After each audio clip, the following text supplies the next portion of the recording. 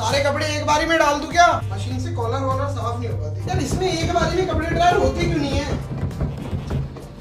Machine बंद कर, light चली गई, बोल जाएगा इन्वर्टर। सिक्का फंसा हुआ है मम्मी इसमें, कोई पिन विन नीचे चला गया उधर। पेचकस होता ना आराम से खुल जाता। मैं कह रहा हूँ पानी कितना डालना है, इतना कर दूं? इससे निकलता है क्या पानी? निकल गया निकल गया। ये लगाना चाहिए मम्मी। अब तो ऐसी वॉशिंग मशीन आ गई मम्मी कि कपड़े डालो खुद ही ड्रायर होके प्रेस होके आ जाते हैं। एक बार और घुमा दूं? जब हाथ से ही कपड़े धोने हैं तो ये क्यों लिया? देख उधर पाइप ना कट जाए, एक बार देख। ड्रायर करने हैं, पाइप टेढ़ा है। ये पानी गंदा हो गया, चेंज कर दूं? कौन सी बाल्टी ले जानी है?